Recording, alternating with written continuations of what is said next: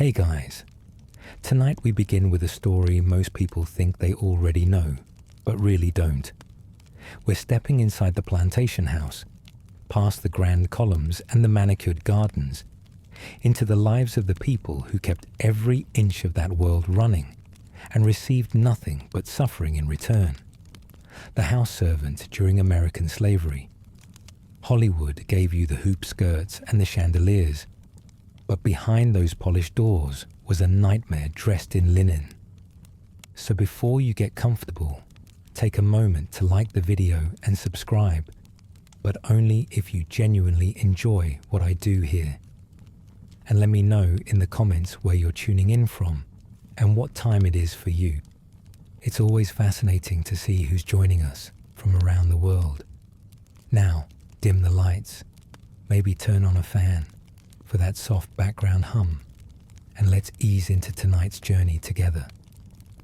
Congratulations, you're a house servant on a plantation somewhere in the antebellum South. Maybe it's 1842, maybe it's Georgia or Virginia, or the low country of South Carolina, where the heat sits on your chest like a damp wool blanket 10 months out of the year. The good news, you sleep indoors. The bad news, indoors belongs to someone who owns you, and every room in that house is a stage where one wrong step could cost you your skin. Literally, let's get something straight right away. There's a persistent myth that house servants had it easier than the people working the fields. That being close to the enslaver's family was somehow a privilege, a promotion, a step up from the back-breaking labor of cotton and tobacco. Here's the thing. Proximity to power wasn't protection. It was exposure. You weren't sheltered from cruelty. You were surrounded by it, watched by it, breathing the same air as it from the moment you opened your eyes before dawn until you collapsed onto whatever thin pallet they let you sleep on long after midnight. The big house wasn't a refuge. It was a theater of control where every gesture you made was monitored, every expression scrutinized, and every silence interpreted. You didn't just serve meals and fold linens. You performed obedience with your entire body every hour of the day, and the audience never stopped watching. Your day begins in the dark, not metaphorically, actually in the dark. 3, maybe 4 in the morning. There's no alarm clock, but your body has learned the rhythm of fear. You wake because you must, because if the mistress's fire isn't lit before she stirs, if the water isn't heated, if the breakfast preparations haven't started by the time the first grey light leaks through the windows, someone is going to answer for it, and that someone is you, always you. So you rise from your sleeping spot. Maybe it's a narrow room off the kitchen, a closet-sized space with a straw tick on the floor and walls that smell like wood smoke and grease. Maybe it's a pallet at the foot of the mistress's bed, which sounds almost quaint until you realize it means you're on call all night, every night, like a living, breathing bell pull that never gets to fully close its eyes. Some house servants slept in hallways, on landings, wherever they were told. Privacy wasn't a concept that applied to you. Your body wasn't yours. Your time wasn't yours. Even your sleep wasn't yours. And now you're up, bare feet on cold floorboards, and the work begins. First the fires. Every hearth in the main rooms needs to be cleaned, restoked, and burning before the family wakes. You haul ash, carry kindling, blow on embers until your lungs ache. And if the wood is damp from yesterday's rain, well, that's your problem and nobody else's. Then the water, hauled from the well or the cistern, heated over the kitchen fire, carried in heavy pitchers up narrow back stairways designed specifically so the family never had to see you doing the labor that made their comfort possible. Those back stairs are important. Remember them, because the architecture of the plantation house was designed around your invisibility. servants' stairways, hidden corridors, separate entrances. You moved through the house like a ghost, appearing only when needed and vanishing the moment you weren't. The family wanted clean sheets, warm food, polished silver, and pressed clothes, but they didn't want to witness the effort. Your labor was supposed to look effortless. Your exhaustion was supposed to be invisible. And if it showed, if you looked tired, if your shoulders slumped, if you moved a half second too slow, that was insolence. And insolence had consequences. Let's talk about the work itself, because house service wasn't one job. It was 15 jobs stitched together with no breaks and no boundaries. If you were a cook, you ran the kitchen from before sunrise until after the last dish was cleared at night. You prepared 3 full meals a day for the enslaver's family, plus whatever guests showed up, plus meals for overseers, and sometimes provisions for the field, workers. You did this over an open hearth or a cast iron stove in a detached kitchen building that turned into a furnace by mid-morning. The heat was staggering. Grease burns on your arms and hands were so common, they stopped being worth mentioning. You roasted, boiled, baked, preserved, and seasoned, often from recipes you carried in your head because nobody bothered to write them down. And if the biscuits weren't right, or the roast was too dry, or the gravy had a lump, the consequences landed on your body, not on a performance review. If you were a lady's maid, your world revolved around one woman's every physical need. You dressed her, undressed her, styled her hair, drew her baths, laundered her most delicate garments by hand, mended her stockings, and sat in the corner of her room for hours in case she needed something. You anticipated her moods the way a sailor reads the sky. If she was irritable, you moved softer. If she was vain, you complimented with conviction. If she was cruel, and many were, you absorbed it with a face that showed nothing. You became an expert in emotional survival, reading the room faster than anyone in it while pretending you couldn't read at all. Butlers, valets, nursemaids, laundresses, seamstresses, the list stretched on. And here's what nobody tells you about housework during slavery. The tasks themselves weren't the punishment. The punishment was performing them under constant surveillance with no margin for error and no control over your own body. You ironed shirts with a heavy flat iron heated over coals, and if you scorched the linen, you might get struck across the face. You polished silver until your fingers cramped, and if a smudge remained, someone noticed. You served dinner in silence, standing behind chairs for hours without fidgeting, without coughing, without showing on your face that your feet ached or your stomach growled, or that the conversation happening in front of you about buying another human being at auction next Tuesday made your blood turn cold. Now let's get into something people rarely discuss. The proximity, because being a house servant didn't just mean working inside. It meant living inside the emotional and psychological orbit of the people who enslaved you. And that closeness was a special kind of torment. The enslaver's family saw you every day. They knew your face, your voice, the way you walked.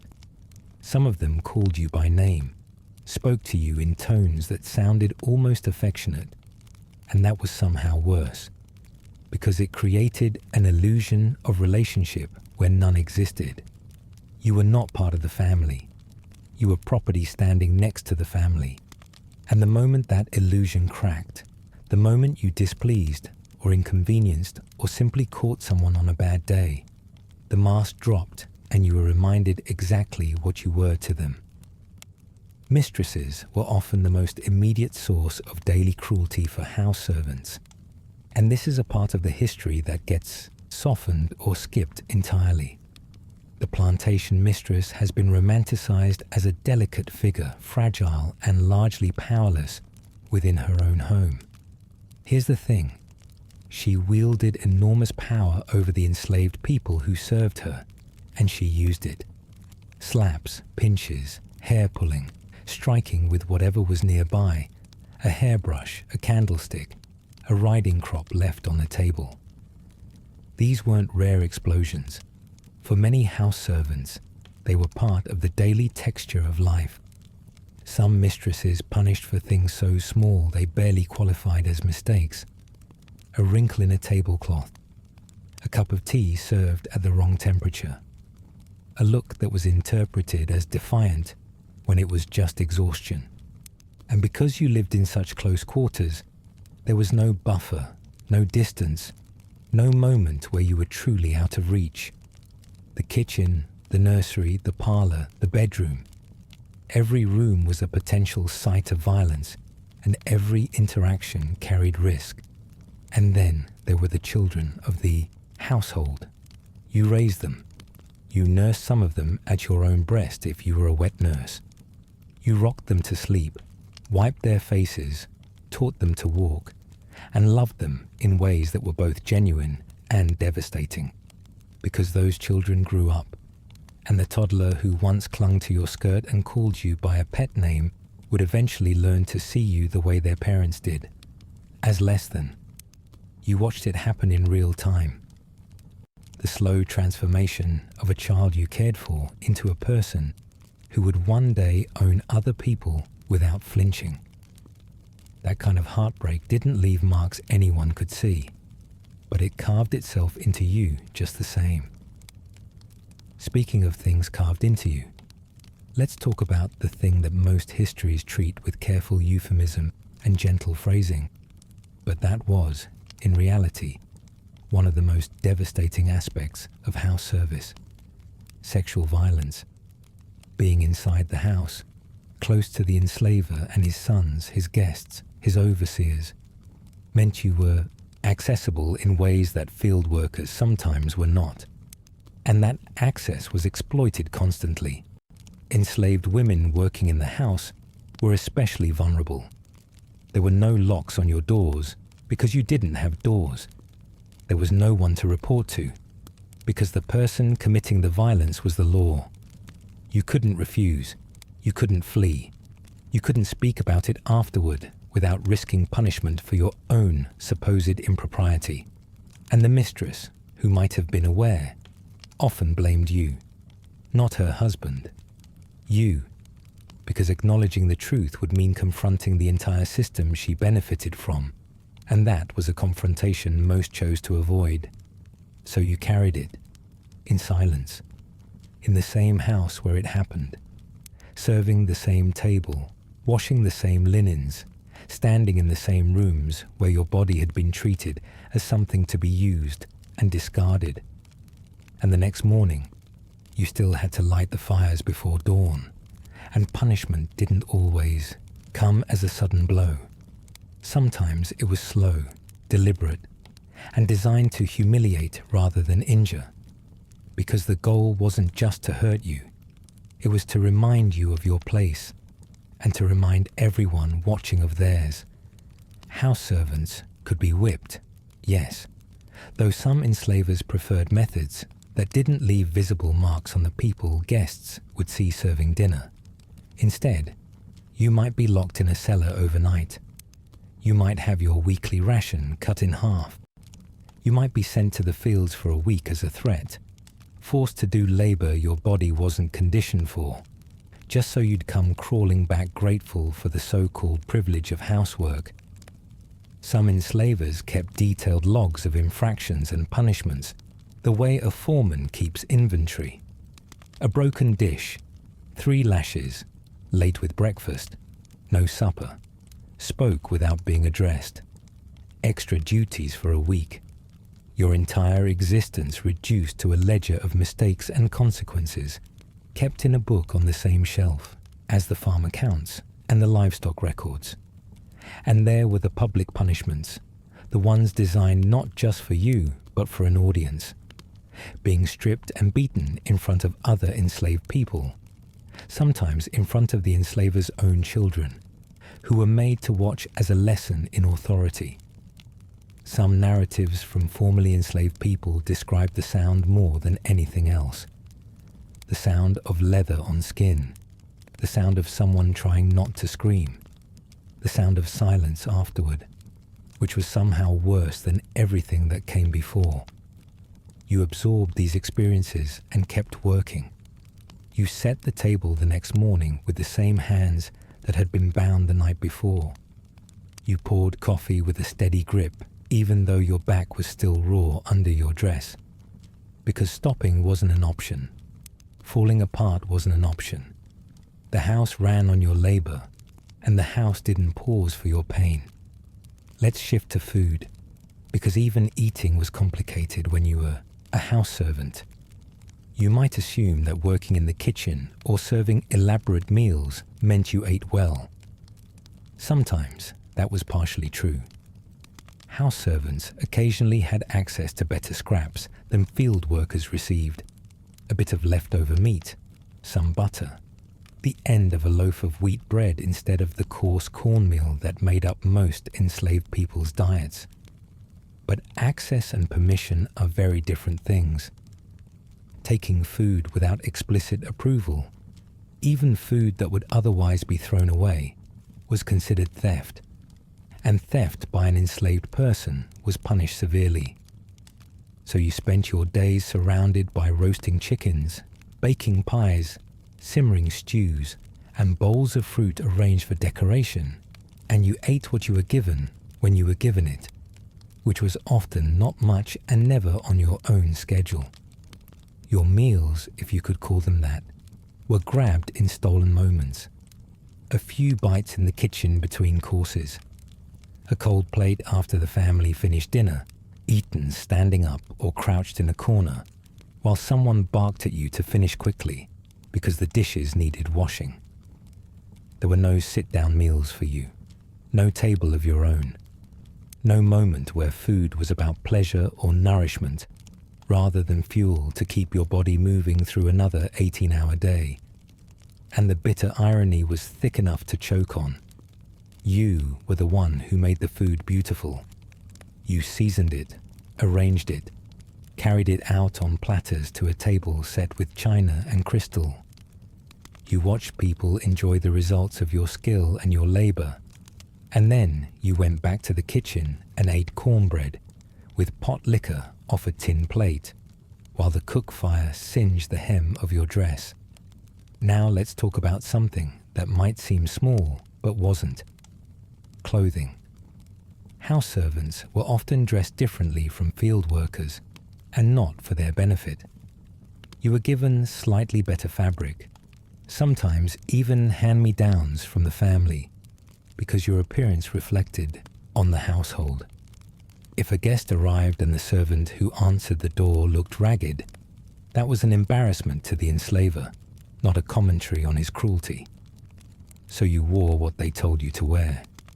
Clean aprons, neat head wraps, sometimes matching uniforms for formal occasions. It looked almost dignified from the outside, and that was exactly the point. Your clothing was a costume. It was part of the performance of gentility that the plantation depended on. Underneath those pressed linens, your body told a different story. Scars from beatings hidden beneath long sleeves, bruises fading under high collars, hands rough and cracked from lye soap and scalding water, tucked politely behind your back whenever company visited. You were dressed up like a prop in someone else's theatre of respectability, and if you stained your apron, tore your hem, or showed up with a crease in the wrong place, that was another infraction. Another reason for correction. You didn't own those clothes. You didn't choose them. You just wore them the way you wore everything else they put on you, because refusal wasn't a category that existed in your life. And while we're talking about fabric, let's talk about the person who washed it, because if you were the laundress, your life was a particular kind of misery that deserves its own moment. Laundry day wasn't a chore. It was a full-body assault that lasted from dawn until your arms couldn't lift any more. You hauled water in enormous iron kettles, built fires underneath them, boiled the linens, scrubbed them on washboards until your knuckles bled, wrung them by hand until your shoulders screamed, and hung them to dry on lines strung across the yard. In summer, the heat from the wash kettles combined with the southern humidity turned the laundry yard into something close to a steam bath. In winter, your hands cracked and split from plunging them into freezing rinse water. The lye soap ate at your skin over time, leaving it raw and peeling. Some laundresses developed permanent damage to their joints and hands, their fingers swollen and bent from years of wringing heavy wet fabric. And the family's wardrobe was enormous. Shirts, petticoats, bed linens, tablecloths, napkins, curtains, undergarments, all of it cycled through your hands on a weekly basis. A single household could produce more laundry in a week than a modern family generates in a month, and every piece had to be spotless, pressed, folded, and returned. If a stain survived the wash, that was your fault. If a delicate garment tore during scrubbing, that was your fault. If the whites weren't white enough, if the starch wasn't stiff enough, if the ironing left a mark, all of it circled back to you and your aching, cracking hands. Here's something that made house service uniquely suffocating. You knew things. You heard everything. Every whispered argument between the master and mistress. Every financial worry discussed over brandy in the study. Every plan to sell someone's child at the next auction. You stood in corners, invisible but present, while the family discussed buying and selling human beings with the same casual tone. They used to talk about livestock or furniture, and you couldn't react. You couldn't let your face change. You couldn't let your hands shake or your breath catch. You absorbed information that was sometimes directly about your own fate, about whether you'd be kept or sold, whether your mother in the field quarters would be sent away, whether the child you'd been nursing would be given to another household, and you had to stand there holding a tray of sweet tea like nothing in the world was wrong. This was the invisible labor that never makes it into the ledger books. The emotional discipline required to witness your own dehumanization in real time, every day, and show nothing. You became a master of the blank face, the downcast eye, the measured breath. Not because you didn't feel, but because feeling openly could get you beaten, sold, or worse. The house servant's survival skill wasn't cooking or sewing or silver polishing. It was the ability to be fully present in a room while appearing to be furniture. Let's linger on the nursemaid for a moment, because her story sits at a particular crossroads of tenderness and cruelty that captures the whole horror of house service in a single role. If you were the nursemaid, the enslaver's children were your primary responsibility. You fed them, bathed them, dressed them, walked with them, comforted them when they cried in the night, and disciplined them gently when they misbehaved, though always carefully, always with one eye on the mother who might decide you'd overstepped. You knew those children better than their own parents did. You knew which one was afraid of thunder and which one needed to be rocked a specific way to fall asleep. You knew who was getting sick before the fever showed, because you felt the warmth of their foreheads against your neck while you carried them, and you loved them. That's the part that makes it unbearable. You loved children who belonged to the people who owned you, and that love was real even though the system it existed within was monstrous. Some nursemaids were wet nurses, breastfeeding the enslaver's infant, while their own baby went hungry or was cared for by someone else in the quarters. Think about that for a moment. Your own child, your own flesh, set aside so you could nourish someone else's. Your milk, your body's most intimate offering, claimed as a resource by the same people who claimed everything else. And when the enslaver's child grew older and no longer needed you, when they learned to walk on their own and speak with the authority they were taught to assume, they didn't look back. Or if they did, it was with the casual fondness you might show a favorite chair. Something useful once, now just part of the scenery. You watched the children you raised become the adults who would perpetuate the system that destroyed you. And you kept rocking the next baby because that was your job, that was your life. Now let's talk about what happened when the sun finally went down. Because nighttime in the big house wasn't rest. It was a different shift. While the family retired to their chambers, your work continued. Dishes needed washing. The kitchen needed scrubbing. Linens needed folding. Silver needed polishing for tomorrow's breakfast. Fires needed banking so they could be restarted at dawn. Doors needed locking. The mistress needed help undressing, and her hair needed brushing, and her chamber pot needed emptying, and her bed needed warming, and her water pitcher needed filling. And if she called for you at 2 a.m. because she couldn't sleep, or wanted tea, or heard a noise, you answered. Immediately. Without complaint. Without looking tired. Your nights were stolen from you, one interruption at a time. And when you were finally released to sleep, it might be 10, 11, midnight, and you'd be up again before 4. The math didn't work. It was never supposed to.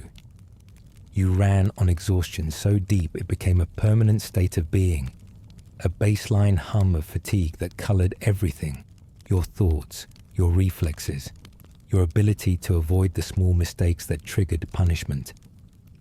Sleep deprivation wasn't an accident of house service. It was a feature. A tired servant was a compliant servant. A servant who could barely keep her eyes open wasn't plotting escape or reading stolen books by candlelight. She was just trying to survive until tomorrow, which was all the system needed her to do.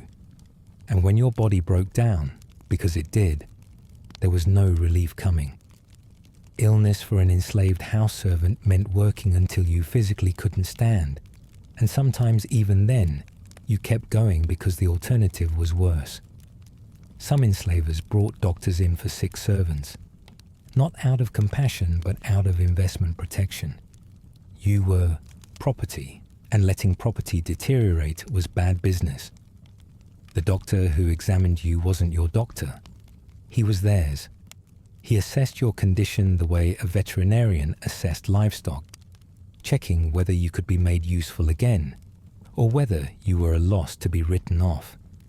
His treatments were rough, impersonal, and sometimes experimental, because enslaved bodies were frequently used for medical experimentation without consent, without anesthesia, and without any concept of the person inside that body. If your illness was minor, you were expected to work through it. A cold, a fever, a stomach ailment. None of these were considered reasons to stay in bed. You served dinner with a cough muffled into your elbow. You ironed linens with a headache that blurred your vision. You carried water with joints so swollen they barely bent. And if your illness became serious, if you developed pneumonia or an infection that wouldn't heal, you might be moved out of the big house entirely, sent to a cabin in the quarters where you'd either recover or die. And the household would continue without you, as though you'd never been there at all. Your space on the pallet would be filled by someone else before your fever broke. And here's where the isolation cuts deepest. House servants often lived apart from the rest of the enslaved community. Your sleeping quarters were in or near the big house, not in the quarters where families gathered at night to share food, tell stories, sing, pray, and hold on to whatever threads of culture and connection they could. You were physically separated from the people who understood what you were going through. Field workers sometimes viewed house servants with suspicion, wondering if proximity to the enslaver meant loyalty to the enslaver.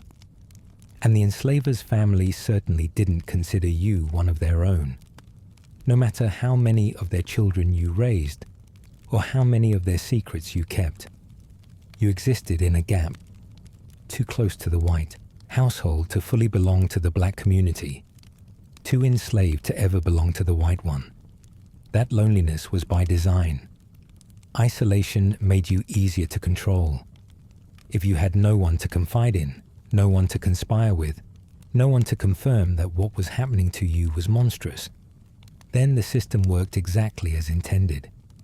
Some house servants did maintain deep bonds with family and community despite the distance, sneaking to the quarters when they could, passing along information, finding moments of connection in the margins of an existence designed to prevent exactly that. But it took extraordinary effort, and the risk was always there, because even your relationships were subject to someone else's approval, and they could be severed at any moment by a sale, a punishment, or a whim. And holidays made the isolation sting differently. Christmas, for instance, was often the one time enslaved people received a few days' rest, some extra rations, maybe a small gift of fabric or tobacco. In the quarters, people gathered, sang, danced, told stories, and reclaimed a sliver of joy in the cracks of a brutal system. But for you, the house servant, Christmas meant more work, not less. The enslavers' families celebrated with feasts and parties, which meant days of preparation, cooking, cleaning, decorating, serving guests, and standing at attention while white families laughed and drank and toasted their good fortune. You poured their cider and cleared their plates and smiled when spoken to. And somewhere across the yard, through the cold night air, you could hear singing drifting from the quarters, music you knew, voices you recognized, a gathering you couldn't attend because the mistress needed her stockings mended before morning. The celebration of your community happened without you, and the celebration in the big house happened around you as though you were part of the furniture. Both sides of that equation left you standing alone. Let's talk about something that strikes at the heart of the house servant's experience, the sale. Because no matter how long you'd served a family, no matter how many of their children you'd raised, no matter how indispensable you seemed, you could be sold tomorrow, without warning, without explanation. A financial downturn, a death in the family, a daughter's wedding that needed funding, a grudge, a mood. Any of these could put you on the auction block, standing in a line of human beings while strangers examined your teeth, squeezed your arms, and asked questions about your health, your temperament, and your breeding potential, like you were a horse at a county fair. House servants sometimes fetched higher prices precisely because of their skills. A trained cook, a skilled seamstress, a lady's maid who knew how to style hair in the latest fashion. These were valuable commodities, and that value didn't protect you. It made you more attractive to buyers, which meant you could be sent further away, to a household in another state where no one knew your name, and you'd never see your family again. The terror of sale hung over every house servant's life like weather. You couldn't predict it. You couldn't prevent it. You could only live with the knowledge that any morning might be your last, in the only home you'd ever known, and there was nothing, absolutely nothing, you could do about it. Some house servants lived their entire lives in one household and were never sold. Others were sold multiple times, each sale a fresh wound, each new household a new set of rules to learn, a new set of dangers to navigate, a new family whose moods and cruelties you'd have to memorize from scratch. And here's what the auction block felt like, if accounts from formerly enslaved people are any guide. You stood on a raised platform in front of a crowd. Strangers called out prices while looking at your body the way you'd look at a piece of furniture you were considering for a parlor. They asked you to open your mouth, to turn around, to lift your arms. Some buyers brought doctors to inspect you for signs of disease or weakness. If you were a woman, the inspection could be far more invasive, conducted with a clinical detachment that treated your humiliation as simply part of the transaction. Children clung to their mothers and were pulled away. Husbands watched wives led in different directions. You might hear your own child screaming your name from across a muddy yard, while a stranger handed coins to another stranger, and that was the last sound you'd ever associate with the place you'd called home. The sale didn't just separate people, it annihilated worlds. Everything you'd built, every relationship, every private joke, every shared meal, every whispered prayer, all of it dissolved in an afternoon. And then you climbed into a wagon with your new owner and rode toward a life you hadn't chosen, in a place you'd never seen, to serve people you didn't know. And the next morning, you lit their fires. Now, despite all of this, and this is important, house servants were not passive. They were not broken. They resisted in ways that were often invisible to the people who enslaved them. And that invisibility was the point. Resistance didn't always look like running north or setting fire to the barn, though some did exactly that. More often, it looked like slowness. It looked like a pie that didn't rise because somehow the measurements were just a little off. It looked like a shirt, ironed with a crease that was almost imperceptible, but definitely there. It looked like information passed quietly from the big house to the quarters, whispered warnings about upcoming sales or punishment plans that gave people time to prepare, to hide, to grieve in advance. House servants used their access strategically. They learned to read by watching the enslavers' children do their lessons, turning literacy into a secret weapon in a system that made black education illegal. They memorized maps and routes from conversations they overheard, sometimes passing that knowledge along to people planning escapes. They kept their culture alive in the kitchen, blending West African cooking traditions with whatever ingredients were available, creating a cuisine that would outlast the institution that tried to erase them. And they built something the system never intended them to have.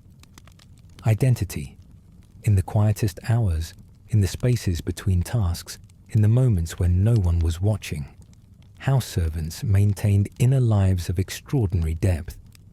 They told stories to children in the quarters when they could get there, passing down histories of who they were before slavery, of families separated, of places left behind, of ancestors who crossed an ocean in chains and refused to be erased. They sang work songs under their breath while scrubbing floors, songs that carried coded messages about escape routes and safe houses, songs that sounded harmless to white ears but meant everything to black ones. They practiced faith in ways that blended Christianity with older spiritual traditions, finding in prayer a space that no enslaver could monitor or control, a conversation with something larger than the plantation, larger than the system, larger than the pain. Some house servants became the unofficial record keepers of their communities, remembering birth dates, marriages, deaths, and family connections that were never written down officially, because the law didn't recognize enslaved families as families at all. They carried genealogies in their heads across decades, maintaining the architecture of kinship through memory alone. And when freedom finally came, those memories became the foundation on which scattered families tried to find each other again. That wasn't an accident. That was an act of resistance so profound it echoes across centuries. And they endured. Day after day, year after year, they got up in the dark, lit the fires, carried the water, cooked the food, dressed the children, absorbed the violence, swallowed the grief, and kept going. Not because they accepted their condition, but because survival itself was an act of defiance in a system designed to consume them entirely. So here's where we land. When you picture a house servant during slavery, don't picture someone who had it easier. Don't picture gratitude or privilege or anything approaching comfort. Picture a person trapped in the most intimate form of captivity imaginable, surrounded by the very people who held the power of life and death over them, performing impossible emotional labor on top of backbreaking physical labor, and doing it all while being told, in 1,000 spoken and unspoken ways, that they were less than human. The big house wasn't better than the field. It was a different kind of brutal, one that came with pressed aprons and polished silver and the suffocating closeness of people who could smile at you over breakfast and sell your child before lunch. Every day was a performance. Every night was too short. Every year was another layer of endurance stacked on top of the last. And through all of it, through the violence and the surveillance and the isolation and the grief, enslaved house servants built lives of meaning. They loved fiercely. They protected each other when they could. They passed down stories, recipes, songs, and wisdom. They kept their humanity intact in a system that tried, with every tool at its disposal, to strip it away. So tonight, as you settle into your own bed, in your own home, on your own terms, spare a long, quiet thought for the people who never had that luxury, who slept on pallets in other people's hallways, who woke before dawn to light other people's fires, who spent their lives making comfort possible for those who gave them none in return. Their endurance is stitched into the fabric of this country.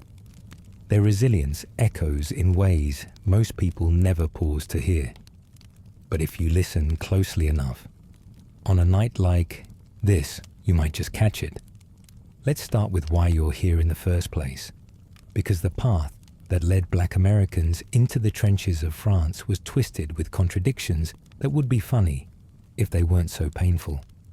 The year is 1917, and America has finally entered the war that's been chewing up Europe for 3 years. President Wilson talks about making the world safe for democracy, and the words ring hollow in black communities where democracy has never applied. You can't vote in most of the South. You can't drink from the same water fountains as white people. You can be lynched for looking at a white woman wrong, or for no reason at all, and the killers will walk free. This is the democracy you're being asked to die for. And yet, when the call comes, black men answer. They answer because they hope that military service will prove their worth, will earn them the citizenship they've been denied, will force white America to finally see them as men. They answer because the alternative is staying home and being called cowards. They answer because W.E.B. Du Bois himself tells them to close ranks, to put aside their grievances and fight, to believe that victory abroad might bring victory at home. It's a gamble, and history will show it's a losing one, but they don't know that yet. The draft doesn't discriminate, at least not in who it calls. Black men register alongside white men, and when the numbers are drawn, black men are selected at disproportionate rates. The draft boards in the South are all white, and they have quotas to fill. And guess whose names end up on the list? Nearly 400,000 black Americans will serve during the war, about 13% of the total American force, though black people are only 10% of the population. The math tells its own story, but getting drafted is just the beginning of the indignities. When you report for training, you discover that the army has no intention of treating you as an equal. Black soldiers are segregated into separate units, housed in separate facilities, trained by officers who often don't want them and don't believe they can fight. The camps in the South are particularly brutal. You're surrounded by white civilians who resent your presence, who see a black man in uniform as an offense against the natural order, who will assault you, or worse, if you forget your place for a moment. The training itself is a study in contradiction. You're supposed to be preparing for combat, but the army isn't sure it wants you in combat. Most black soldiers are assigned to labour battalions, the services of supply, where you'll dig ditches, load cargo, build roads, bury the dead, and perform all the back-breaking work that keeps an army functioning. The assumption is that black men are suited for physical labour, but not for fighting, that you lack the intelligence and courage for combat, that you'll break under fire and endanger white soldiers. These assumptions are based on nothing but racism, on the same lies that have been told about black people for centuries, but they shape policy nonetheless. The labour battalions work brutal hours under conditions that would be called abuse if the workers were white.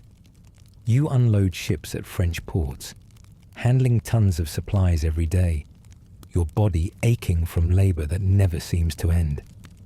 You build roads through muddy French countryside, laying gravel and corduroying logs, creating the infrastructure that lets the fighting army move. You dig graves for the fallen, white and black together in death, even if they couldn't serve together in life. The work is essential, and everyone knows it, but it carries none of the glory that combat brings. Only about 40,000 black soldiers will actually serve in combat roles. And even getting that far requires fighting a bureaucratic war before you ever see the enemy. Black leaders lobby, petition, and pressure the War Department to allow black men to prove themselves in battle. The NACP campaigns for black combat units and black officers to lead them. There's a training camp established at Fort Des Moines specifically to create black officers, a concession won after intense political struggle, producing about 1,200 commissioned officers who will lead black troops. These officers face impossible situations, expected to succeed with inadequate training, inadequate supplies, and white superior officers who often undermine them at every turn. The 92nd and 93rd Divisions are the two black combat divisions, and their experiences will differ dramatically based on who commands them and how they're used. The camps in the South are particularly brutal, though camps everywhere present challenges. Houston in 1917 shows what can happen when the tension breaks. Black soldiers of the 24th Infantry, subjected to constant harassment by white civilians and police, finally snap after a series of provocations. A soldier is beaten by police. A rumor spreads that he's been killed, and over 100 black soldiers march into Houston with rifles. The night ends with dead on both sides, and the aftermath is swift and terrible. 13 black soldiers are hanged after the largest murder trial in American history, conducted with minimal due process. The executions carried out before appeals can be filed. More are sentenced to life in prison. The message is clear. Black soldiers will be punished for responding to violence with violence, for failing to accept whatever treatment white America decides to give them. The Houston Mutiny haunts black soldiers throughout the war, a reminder of what happens when you forget your place, a burden of collective punishment that follows you even to France. Now imagine yourself shipped across the Atlantic, packed into a transport with thousands of other soldiers, the submarine threat constant, the destination uncertain. You've never been to Europe. Most Americans haven't. The ocean crossing takes about 2 weeks, and you spend it wondering what's waiting on the other side. The seasickness is brutal for some, the cramped quarters uncomfortable for everyone, the excitement and fear mixing into something that keeps you awake at night. When France finally appears on the horizon, you feel something you didn't expect: hope. Because France isn't America. France doesn't have Jim Crow. France has been fighting alongside African colonial troops for years and has developed, if not perfect equality, at least a functional tolerance that will seem like paradise compared to what you left behind. The French don't flinch when they see you. They don't cross the street to avoid you. They treat you like a soldier, like a man, like a human being. It's disorienting at first, this absence of constant degradation. And then it's intoxicating. But the American military follows you across the ocean, bringing its racism along like luggage. The infamous secret information concerning Black American troops memo, issued by the American military to French commanders, asks the French to treat black soldiers the way white Americans do. Don't shake their hands. Don't eat with them. Don't praise them too highly. Don't let French women interact with them socially. The memo is an attempt to export Jim Crow, to prevent black soldiers from experiencing equality that might make them uppity when they return home. Some French commanders ignore it. Others comply. The result is a patchwork of experiences, dignity in some places, and humiliation in others. The randomness of racism making each day uncertain. You never know when you'll be treated as a soldier, or when you'll be reminded that your country considers you less than human. Let's get you to the front, because that's where the real story happens. The trenches of the Western Front are unlike anything you've imagined, unlike anything anyone could imagine without seeing them. The war has been stalemated for years. Both sides dug into positions that stretch from Switzerland to the English Channel, neither able to advance more than a few miles before being thrown back. The technology of killing has outpaced the tactics of warfare, and the result is slaughter on an industrial scale. Machine guns mow down attacking infantry. Artillery shells tear bodies apart and bury them in the same motion. Poison gas drifts across no man's land, burning lungs and blinding eyes. The trenches themselves are attempts to survive this killing. Holes in the earth where men crouch below the level of machine gun fire, waiting for orders that might send them over the top into the meat grinder. You arrive at the front and descend into a trench for the first time. The smell hits you before anything else, a stench so thick you can taste it. Mud and blood and rotting flesh and human waste and the chemical tang of explosives, all blended into something that will live in your nostrils forever. The trench is narrower than you expected, barely wide enough for two men to pass, the walls reinforced with sandbags and wooden planks that are already rotting in the constant moisture. The floor is mud, not firm ground. Mud that sucks at your boots and never fully releases them. Mud that can swallow a man to his waist if he steps in the wrong place. Water seeps in from everywhere, pooling in the bottom of the trench, mixing with whatever else is down there. Your feet will be wet for weeks at a time, the skin softening and rotting, a condition called trench foot that can lead to gangrene and amputation if you're not careful. You learn to change your socks whenever possible, to rub whale oil into your feet, to do whatever you can to keep the rot at bay. The rats are everywhere. They're not shy like rats back home, scurrying away when humans appear. These rats are fat and bold, grown huge, on a diet you don't want to think about too carefully. They run across your body while you sleep, or try to sleep, their claws scratching through your uniform, their teeth gnawing at anything edible. Some men wake up with rats chewing on their hair, their ears, their fingers. Killing them is pointless because there are always more, an endless supply emerging from the churned earth where the bodies are buried, or not buried, just absorbed into the mud. The lice are almost worse because you can't escape them. They live in the seams of your uniform, in your hair, in every fold of skin, biting constantly, spreading disease, driving men to the edge of sanity with the endless itching. You learn to run a candle flame along the seams of your clothes, popping the lice with tiny sounds like distant gunfire. But they always come back. The daily routine of trench life is monotonous until it's terrifying. You rotate between frontline trenches, support trenches, and rest areas behind the lines, a few days in each before moving to the next. The rotation is supposed to give men a break from the worst of it, to prevent the complete psychological collapse that comes from too much time at the sharp end. But rest is relative. Even in the support trenches, shells can reach you. Even in the rest areas you work, repairing equipment, training, preparing for the next rotation forward. The frontline duty is the most dangerous, where you're closest to the enemy, where a sniper's bullet or a random shell can end you at any moment. You learn to keep your head down, literally, to never expose yourself above the parapet during daylight, to move through the trenches in a perpetual crouch that makes your back ache constantly. The trench system is more complex than you expected.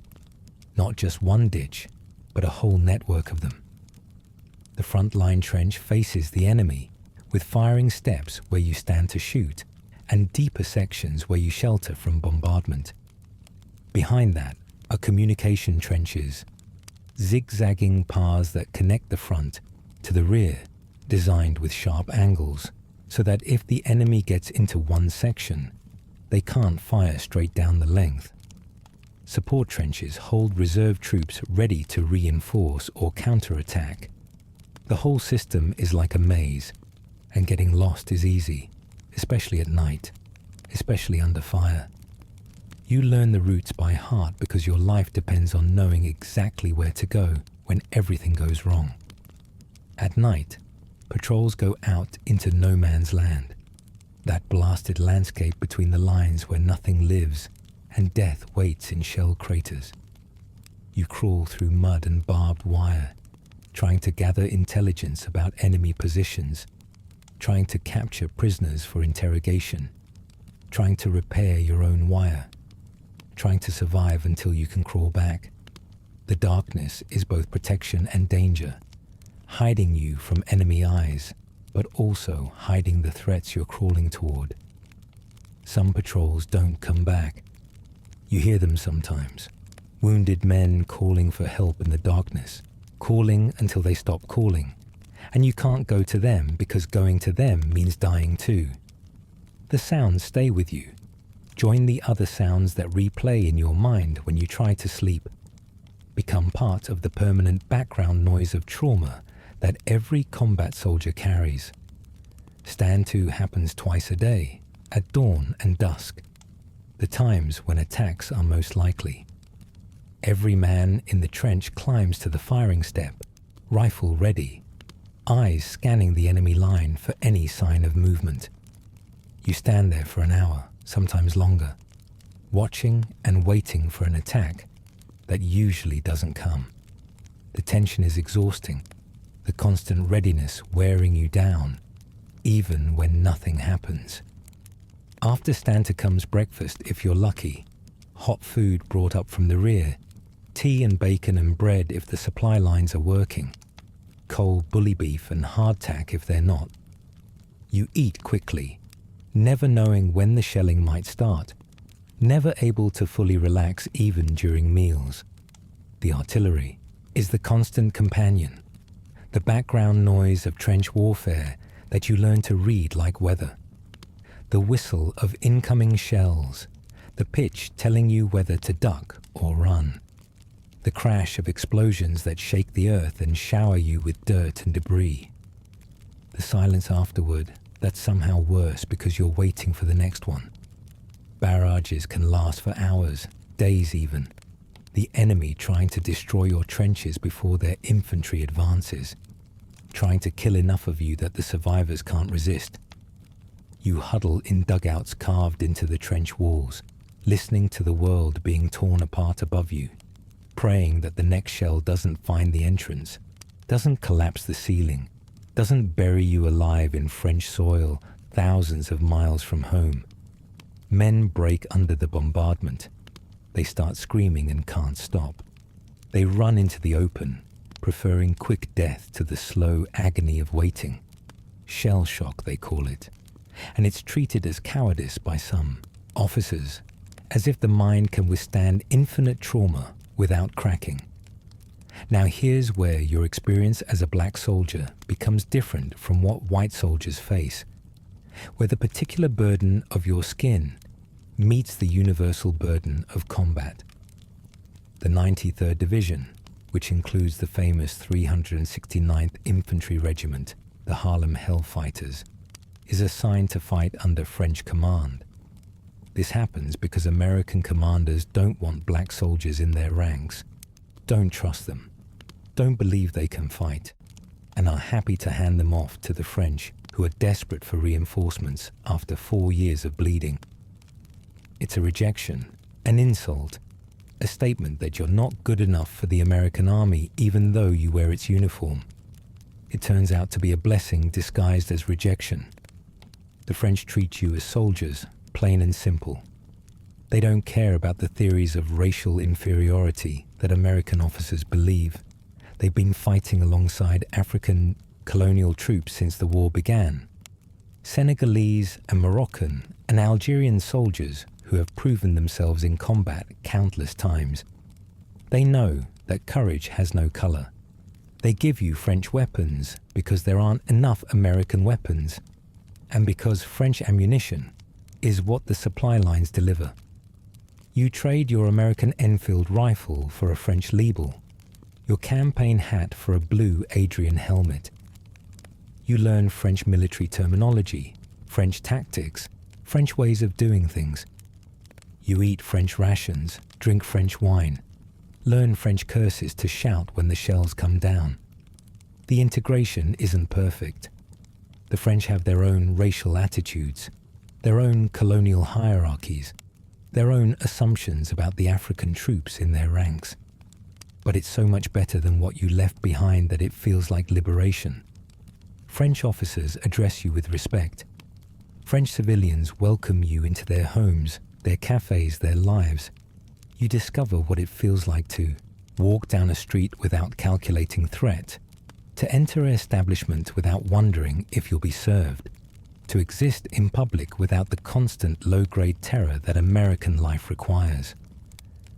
Some soldiers fall in love with French women, relationships that would be illegal in many American states, and the women don't seem to care about the laws of a country they've never seen. The Harlem Hellfighters earn their nickname the hard way. They spend 191 days in combat, longer than any other American unit in the war, and they will never lose a foot of ground to the enemy, never have a man captured despite intense fighting. They hold positions when ordered to hold, attack when ordered to attack, endure bombardments and gas attacks and raids with a determination that silences anyone who questioned their courage. The entire regiment will be awarded the Croix de Guerre, France's highest military honor, a recognition that the American military never provides. Individual soldiers collect medals for specific acts of bravery, their heroism documented and celebrated by a nation that isn't theirs.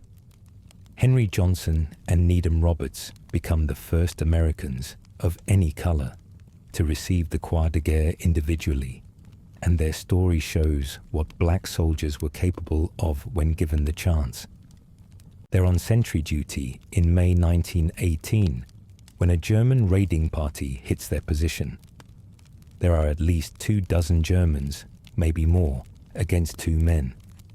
Roberts is wounded early, unable to stand, but he hands grenades to Johnson, who throws them into the attackers. When the rifle jams, Johnson uses it as a club. When that breaks, he pulls his bolo knife and wades into the Germans, slashing and stabbing, taking wounds but keeping fighting. The Germans are trying to drag Roberts away as a prisoner, and Johnson isn't going to let that happen. He kills at least 4 Germans and wounds many more, fighting until the raiders retreat, fighting until reinforcements arrive to find him standing over Roberts, covered in blood, most of it not his own. Johnson becomes a hero in France, his face on postcards, his story told in newspapers, a symbol of American valor at a time when America needs symbols. When he returns home, he'll be forgotten. denied the Medal of Honor he deserves, denied disability benefits despite injuries that leave him unable to work, and will die in poverty in 1929. The Army won't acknowledge his heroism with the Medal of Honor until 2015, almost a century too late. The 92nd Division has a harder time. Kept under American command, they're saddled with white officers, many from the South, who don't believe black soldiers can fight and treat them accordingly. The division is poorly trained, poorly supplied, poorly led. When they're finally committed to combat in the Meuse-Argonne offensive, the largest American operation of the war, some units perform well while others struggle. The failures are blamed on black cowardice and incompetence rather than on the systemic neglect that caused them.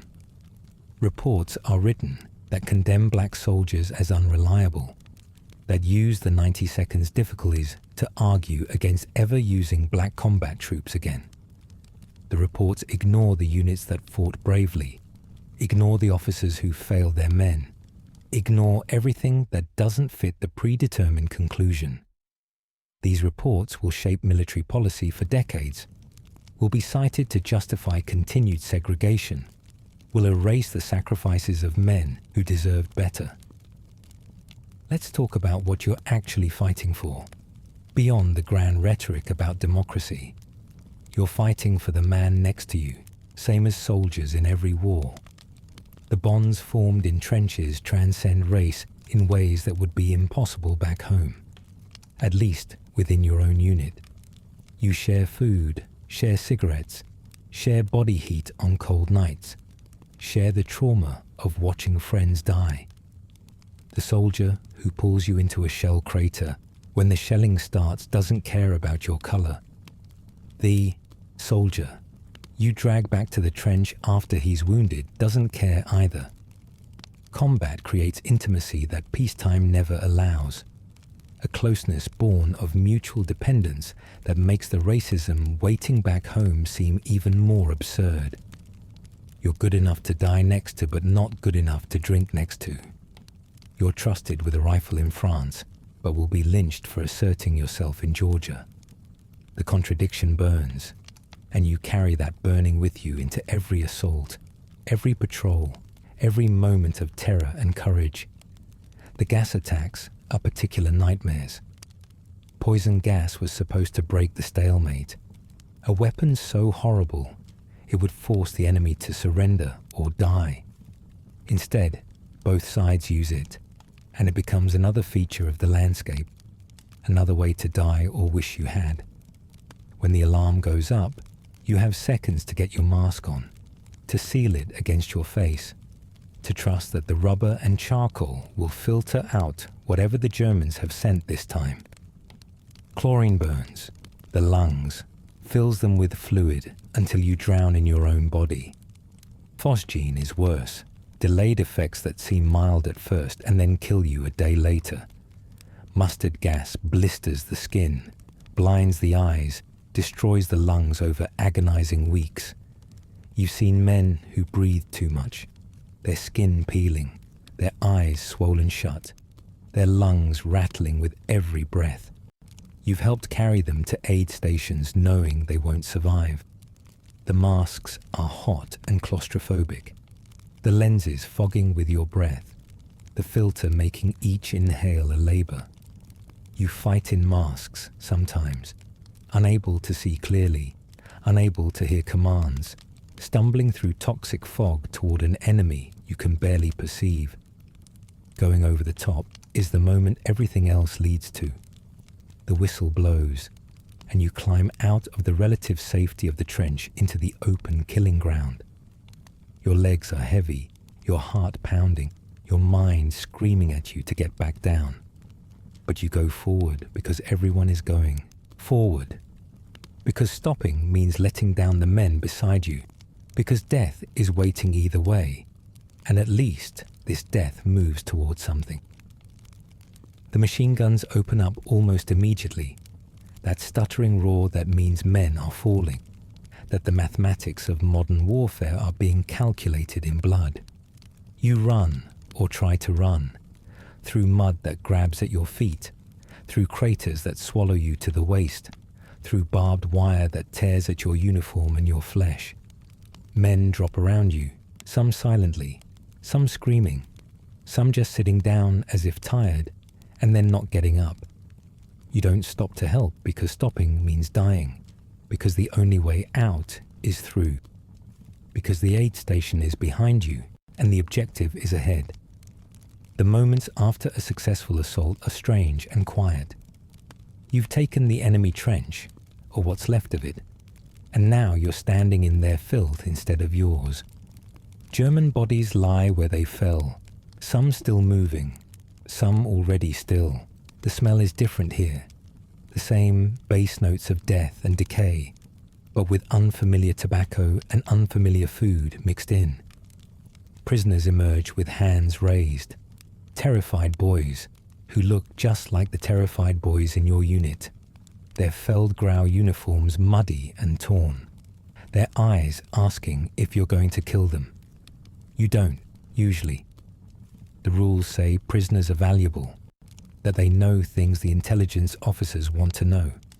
You send them back toward your lines, and then you start fortifying, because the Germans will counterattack, and you need to be ready. You pile sandbags, string wire, set up machine guns facing the other way. The trench you just captured becomes your trench, and you'll defend it with the same desperation you just used to take it.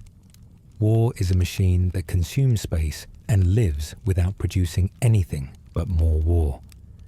The wounded are everywhere after an assault, moaning in shell holes, dragging themselves toward aid stations, lying still where they fell. The stretcher bearers work through the chaos. Brave men who go into fire without weapons to bring back those who might be saved.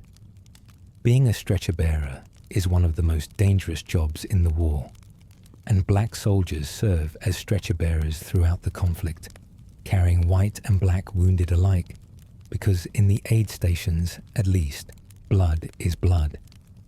The aid stations themselves are overwhelmed during major operations, surgeons working for days without rest, amputating limbs and probing for shrapnel by the light of oil lamps.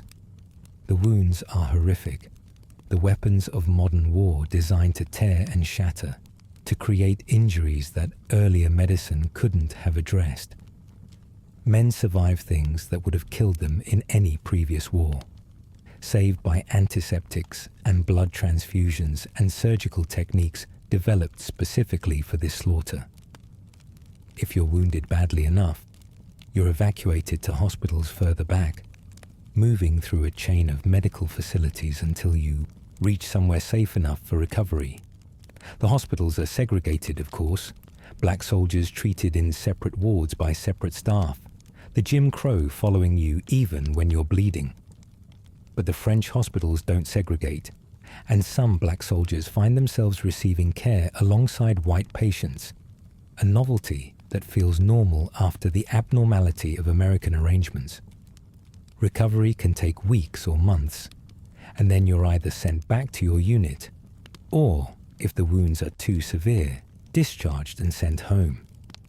The men sent home often struggle, their injuries making work difficult, the military benefits they're entitled to denied or delayed, the gratitude of a nation conspicuously absent. The winter in the trenches is a special kind of suffering. The mud freezes and then thaws, cycling between hard and soft, in ways that make everything worse. Your uniform is never dry, never warm, never adequate against the cold that seeps into everything. Your fingers go numb, making it hard to work your rifle, hard to button your coat, hard to do anything that requires fine motor control. Frostbite claims toes and fingers, ears and noses, the flesh dying in the cold and turning black. You stamp your feet constantly, trying to keep the blood flowing, trying to convince yourself that the tingling hasn't turned to numbness. At night, you huddle with others for warmth. Body heat, the only reliable source. Personal space, a luxury you can't afford. The hot food that's supposed to come up from the rear arrives cold, more often than not. The carrying parties unable to move fast enough. The food losing heat with every step. You eat it anyway because cold food is better than no food, because your body needs fuel to generate warmth, because refusing to eat is refusing to survive. The letters from home are lifelines and reminders. Your family writes about normal things, about crops and weather and neighborhood gossip, about a world that seems impossibly distant from where you are.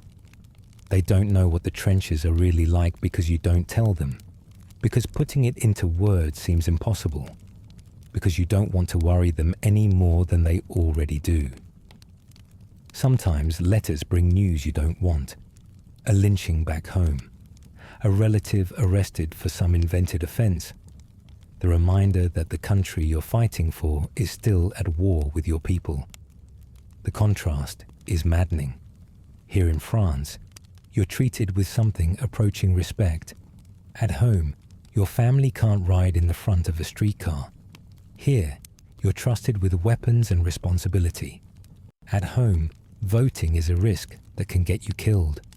You fight harder because of it, or maybe despite it, channeling the anger into something useful, proving with every battle that black men can soldier as well as anyone.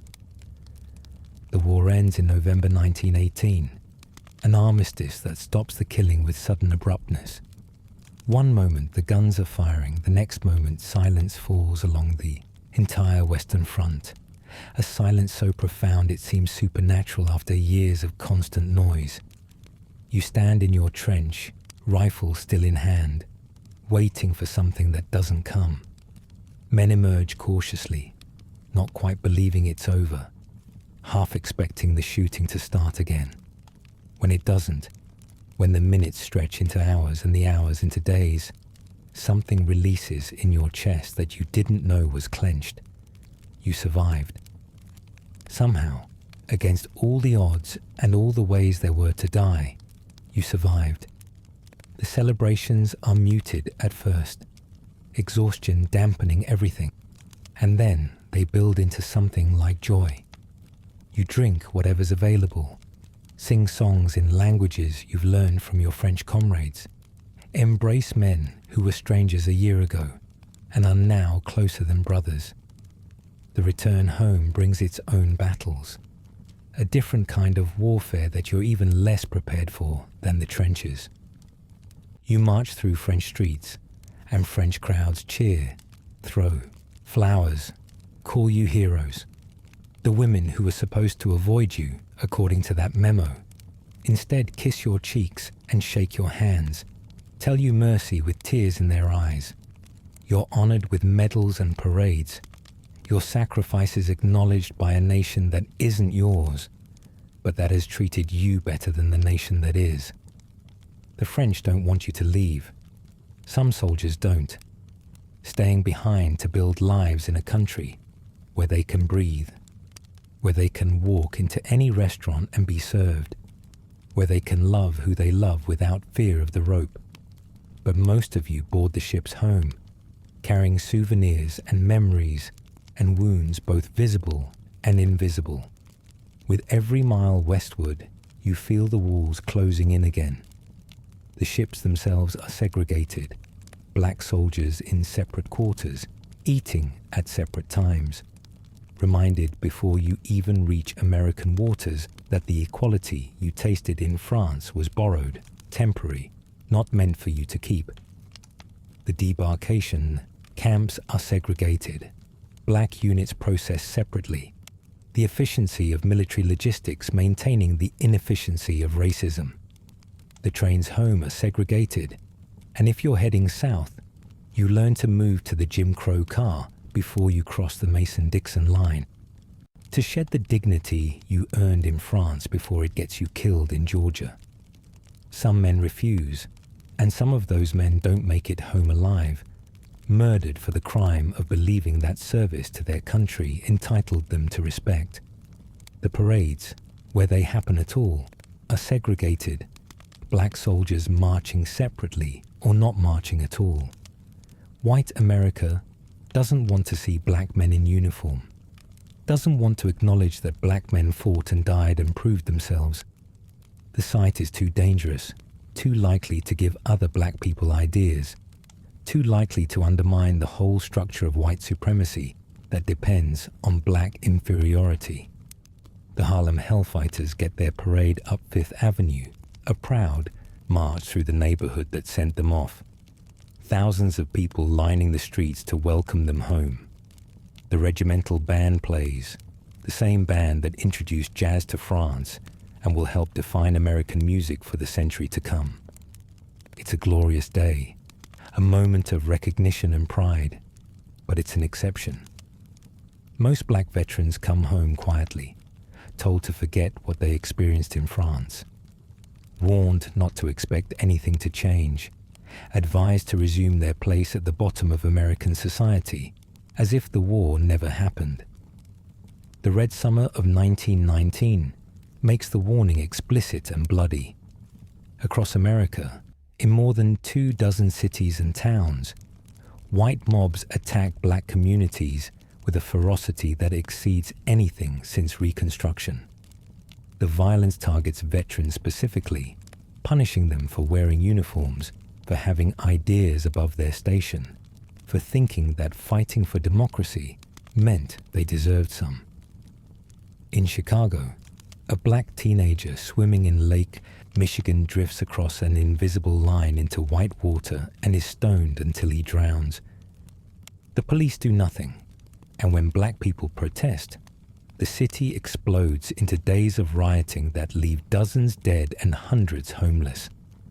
In Washington, white sailors and soldiers, many just back from France themselves, roam through black neighborhoods attacking anyone they find, until black veterans organize and fight back, turning the nation's capital into a battleground. In Elaine, Arkansas, black sharecroppers who try to organize for better treatment are massacred. Hundreds killed according to some estimates.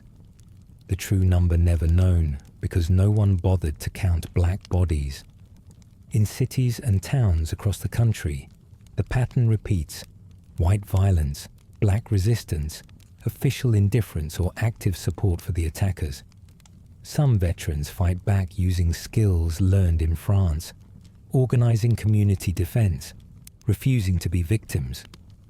The fighting terrifies white America, which expected submission and got resistance, which thought the war would teach black men their place and found instead that it taught them their worth. The backlash is severe. More lynchings, more restrictions, more determined efforts to push black Americans back into the subordination they had briefly escaped. But something had changed that couldn't be unchanged. The men who served in France had seen another possibility, had lived in a world where their skin didn't automatically mark them as inferior, had proven to themselves and to anyone watching that they could do anything white soldiers could do. That knowledge couldn't be unlearned.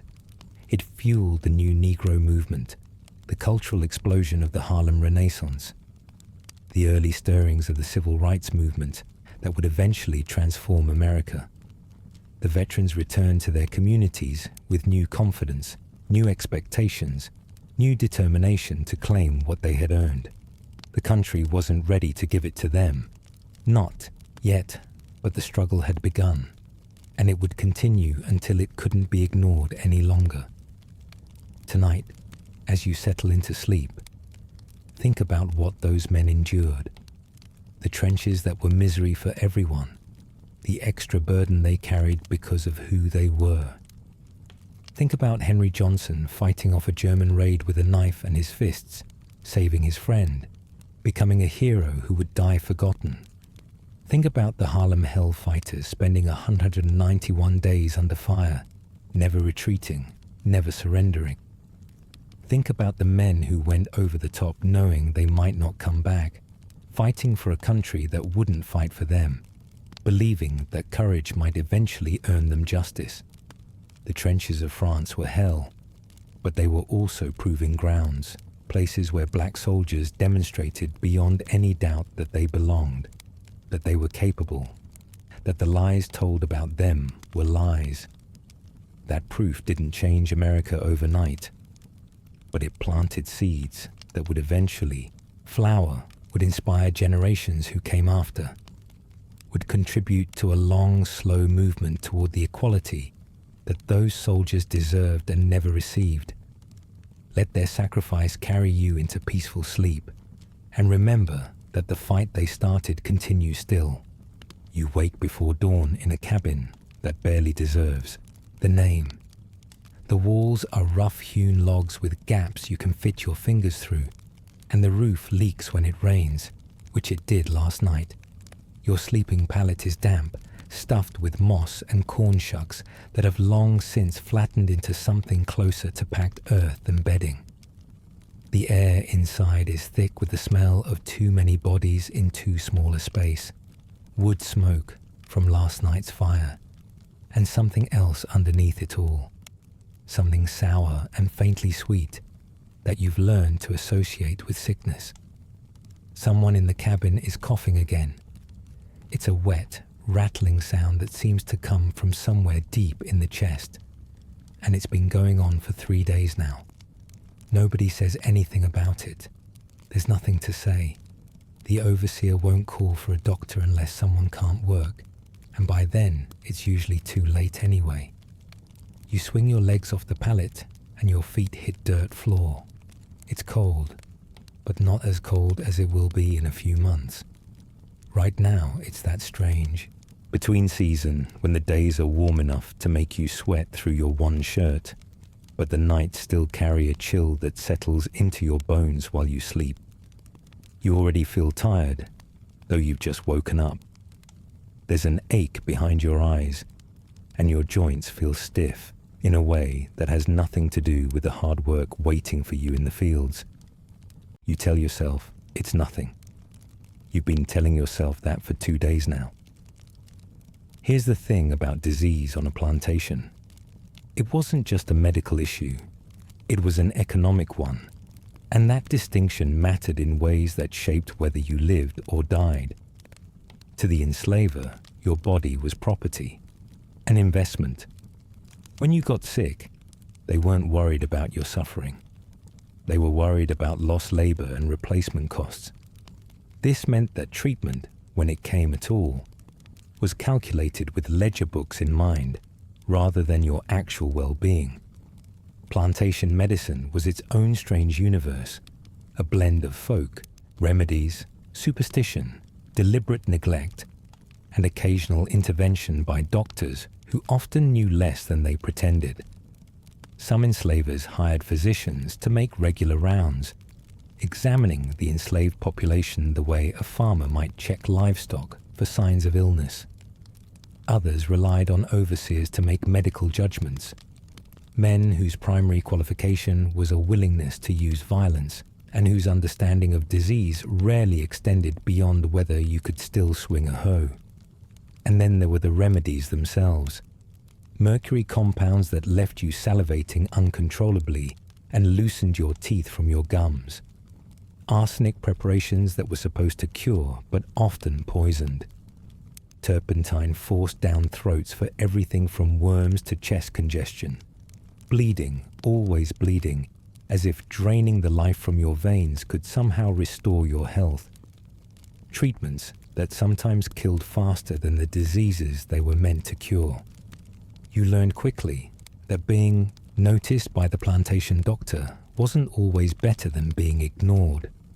Sometimes the most dangerous thing wasn't the sickness itself, but the cure that came with it. The cabin where you sleep holds 15 people. 15 bodies breathing the same air, sharing the same drinking gourd, sleeping inches apart on pallets that have absorbed the sweat and sickness of everyone who came before. Disease loves company, and the quarters provided plenty of it. Conditions that might stay contained in spacious housing spread like flame through these cramped spaces, jumping from person to person before anyone realized what was happening. The single window if you could call it that, was just a hole in the wall covered with a piece of burlap that did nothing to filter the air. The chimney, when there was one, drew poorly, filling the room with smoke that burned your eyes and coated your lungs with soot. Everything about the space was designed for economy rather than health, for packing the maximum number of workers into the minimum amount of structure. Tuberculosis, which enslavers sometimes called Negro consumption, as if the disease itself was somehow different in black lungs, thrived in these conditions. The bacteria that caused it floated on droplets of breath, hanging in the air of poorly ventilated cabins, waiting to be inhaled. Once it took hold in your lungs, it didn't let go easily. You'd cough and cough, the sound becoming wetter and more desperate over weeks and months. You'd lose weight you couldn't afford to lose, your ribs becoming visible through skin that seemed to hang looser each day. Night sweats would soak your palate until the corn shucks beneath you grew moldy and foul. And all the while, you'd still be expected to work, because the real crime wasn't being sick, it was being unproductive. But tuberculosis was slow. It gave you time to bargain, to hope, to watch your own decline with the terrible clarity of someone who knows what's coming but can't stop it. Other diseases moved faster, striking with a violence that left no room for bargaining. Cholera arrived like a biblical plague, sweeping through communities in waves that seemed almost personal in their cruelty. One day you're fine. The next you're doubled over with cramps so severe they feel like something inside you is trying to claw its way out. Then comes the purging. Your body empties itself with a force that's almost mechanical. Water pouring out of you from both ends until there's nothing left but a kind of greyish fluid that doctors would later recognize as the signature of the disease. The medical term is rice water stool, which sounds almost pleasant until you understand what it means. Your body is losing water faster than you can possibly replace it. Your skin goes cold and takes on a bluish tint. Your eyes sink into your skull. Your voice becomes a hoarse whisper because there's not enough fluid left in your body to produce normal speech. And through it all, you're conscious, aware, watching yourself slip away. Cholera could kill in hours. Perfectly healthy people in the morning, dead by nightfall, their bodies already being carried out to wherever the dead were put on this particular plantation. The disease spread through contaminated water, through the shared wells and streams that everyone depended on because there was no other option. When cholera came to the quarters, it didn't take one or two. It took whole families. It emptied cabins. It left behind a silence that was somehow louder than any sound. You've heard the old folks talk about the shaking sickness, the one that comes with the warm months and the standing water. They call it arg, or the chills and fever, though you'll never learn its modern name, malaria. It's as old as the swampland itself, carried by mosquitoes that breed in the stagnant pools and rice paddies where so much of your labor takes place. The parasite enters your blood through a bite you barely notice, and then it waits. 10 days, maybe 2 weeks. And then one afternoon, you feel it. A strange sensation that starts deep in your core. Something between a chill and a shudder that seems to radiate outward through your body. Your teeth begin to chatter, even though the day is warm. You pull your thin shirt tighter, but it doesn't help. The shaking intensifies until your whole body is trembling, muscles clenching and releasing in waves you can't control. This is the cold stage, and it lasts for an hour, maybe 2, while you shake and shiver and wonder if your bones might actually rattle apart. Then comes the heat. Your skin goes from cold and clammy to burning hot, fever spiking so high that the world takes on a wavering, dreamlike quality. You sweat through everything you're wearing, Your head pounds with a pressure that feels like it might split your skull. Your joints ache as if you've been beaten. And then, after hours that feel like days, it passes. The fever breaks. You're left weak and exhausted, but alive. For now. Because the thing about malaria is that it comes back. Every few days, like clockwork, the cycle repeats. Chill, fever, sweat, brief recovery, then again and again. Each cycle leaves you weaker than the last. Your body slowly depleted by a war it can never quite win.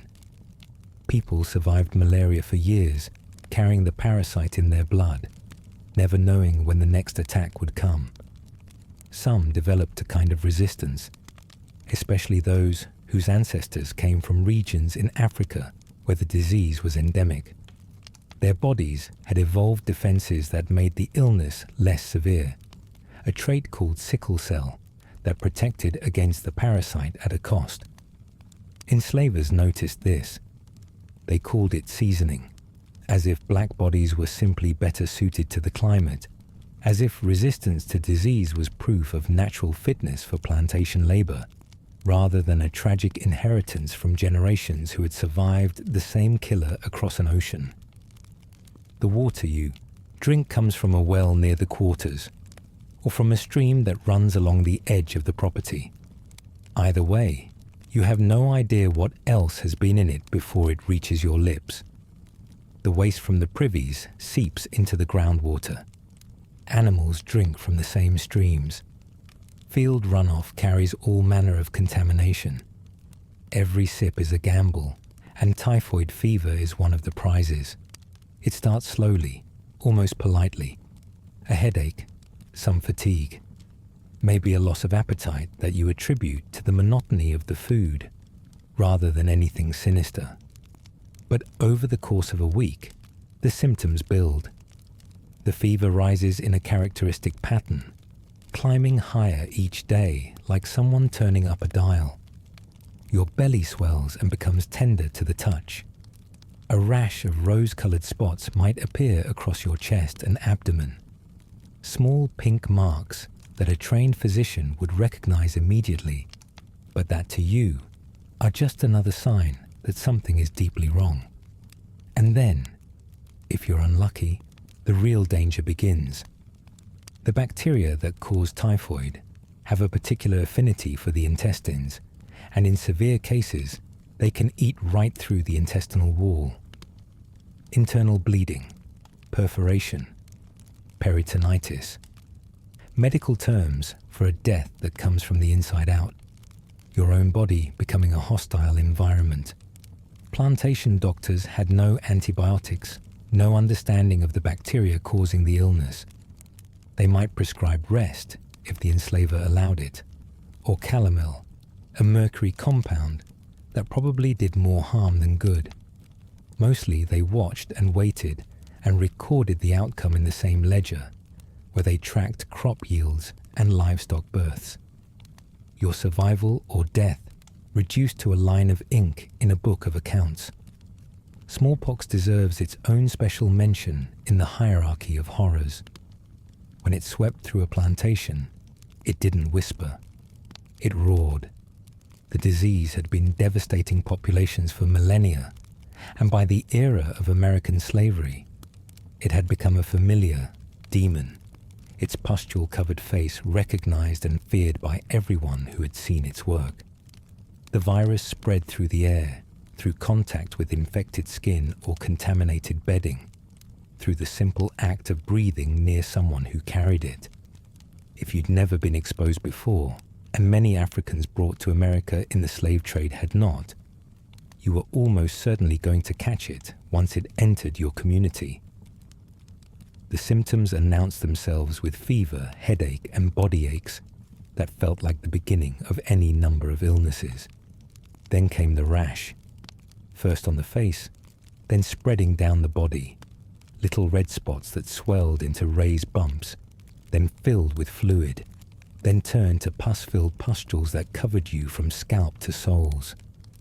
The worst cases left no visible skin untouched. Victims became almost unrecognizable, their features distorted by the masses of sores that merged and spread until the face itself seemed to dissolve into a landscape of suffering. And through it all, you were conscious, aware, feeling every painful, itching, oozing moment of it. The smell of a smallpox ward was something survivors never forgot, a sweet, rotting odor that announced what was happening inside before any doctor confirmed it. About a third of those who caught smallpox died, usually in the second week of illness, as secondary infections and organ failure took hold. Survivors bore scars for life, pockmarked skin that served as a permanent record of their encounter with the disease. There was a vaccine, developed in the late 1700s. Some enslavers had their enslaved populations vaccinated, reasoning that prevention was cheaper than replacement. Others didn't bother. The decision was economic, not humanitarian. Your immunity or vulnerability depended entirely on whether your enslaver did the math and decided you were worth the cost of a scratch on the arm. You step outside your cabin into the grey light before dawn, and the first thing you hear is a child crying somewhere in the quarters. It's a weak, thin sound, not the lusty wail of a healthy infant, but something more troubling. A whimper that suggests the child doesn't have the strength for anything more. Whooping cough has been moving through the cabins for weeks now. You've watched it claim 3 children already, watched their parents carry tiny wrapped bundles out to the burial ground behind the tree line. The disease started with what seemed like an ordinary cold, sniffles and a mild cough that didn't seem worth mentioning. But then the cough changed. It became something else entirely, a violent, uncontrollable spasm that seemed to turn the child inside out. They'd cough and cough, unable to catch their breath, face turning red and then blue, until finally they'd gasp in a desperate whoop of air that gave the disease its name. These coughing fits came in waves, sometimes dozens of times a day, and they could last for weeks. Children vomited from the force of the coughing. Some burst blood vessels in their eyes. The youngest ones, the infants who couldn't yet coordinate their breathing properly, simply suffocated. There was nothing to be done. No treatment that worked. You just watched and waited and hoped that your child would be one of the ones who survived, who coughed their way through and emerged on the other side, weakened but alive.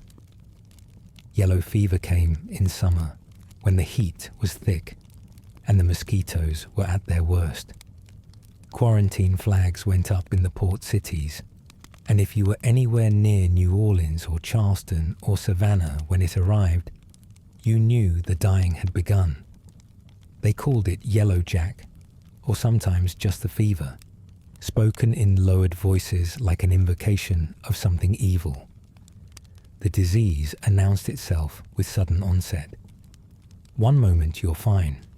The next, your head is splitting and your back aches like someone has been beating you with a stick. Fever follows, high and unrelenting, leaving you drenched in sweat and delirious with heat. Then comes the mercy period, a few hours or maybe a day, when the symptoms ease and you think perhaps you've escaped the worst. But if you're one of the unlucky ones, and half of those who catch yellow fever become unlucky ones, the disease comes roaring back. This is when the jaundice appears, your skin and eyes taking on the sickly yellow tint that gives the disease its name. Your liver is failing, poisoned by a virus that was carried into your body through a mosquito bite you never even noticed. Bleeding begins, from the gums, the nose, the stomach. Black vomit, they called it.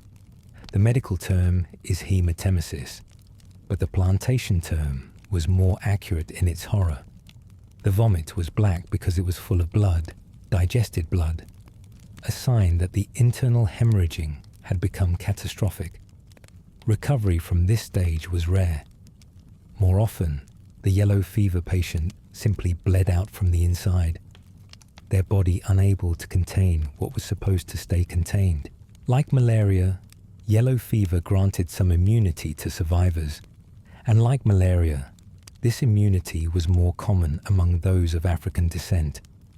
Enslavers twisted this into another justification for bondage, another piece of evidence that black bodies were designed by God or nature to labor in climates that killed white men. The cruelty of this logic is almost breathtaking. Take a disease that kills tens of thousands. Note that some of your captives survive it at higher rates than you do. Conclude that their survival proves they belong in chains. Dysentery was the most democratic of killers. It didn't care about your age, your strength, or how valuable you were to the plantation economy. It came for everyone, spread by the contaminated food and water that was simply the reality of life in the quarters. The flux, people called it, a polite name for a violent illness. It started with cramps, deep twisting pains in the gut that made you want to curl into yourself and disappear. Then came the diarrhea, bloody and relentless, sometimes dozens of times a day, until there was nothing left to expel but mucus and blood. You'd grow weak fast, dehydration setting in, while your body rejected any attempt at nourishment. The privy behind the quarters, already overflowing and foul, became the center of a constant stream of suffering humanity. Children were especially vulnerable. Their small bodies had less reserve to draw on, less margin for error. Mothers watched their babies slip away from dysentery with a regularity that should have been unthinkable, but instead became just another fact of plantation life. The disease thrived on poor sanitation, on the lack of clean water and proper waste disposal, on the crowding that made it impossible to isolate the sick from the well. Every case was a failure of basic human care, a predictable consequence of conditions that enslavers imposed and then blamed on the enslaved themselves. Tetanus waited in the soil, in the rust on old nails, in the dirty tools you used every day without a second thought. They called it lockjaw, and the name was accurate. The disease announced itself with stiffness in the jaw muscles, a tightening that made it difficult to open your mouth or swallow. Then the spasms began. Your muscles would contract involuntarily, pulling your body into unnatural positions, arching your back, until only your head and heels touched the bed. The facial muscles would twist into a grimace called risus sardonicus, a sardonic smile that had nothing to do with any emotion you actually felt. The spasms came in waves, triggered by light, by sound, by touch, by nothing at all. And through it all, you remained conscious, feeling every muscle tear against itself, every moment of a body completely out of your control. Death usually came from exhaustion, or from the inability to breathe, when the spasms seized the respiratory muscles. Tetanus was particularly common in newborns, entering through the umbilical stump when it was cut with dirty tools or dressed with contaminated materials.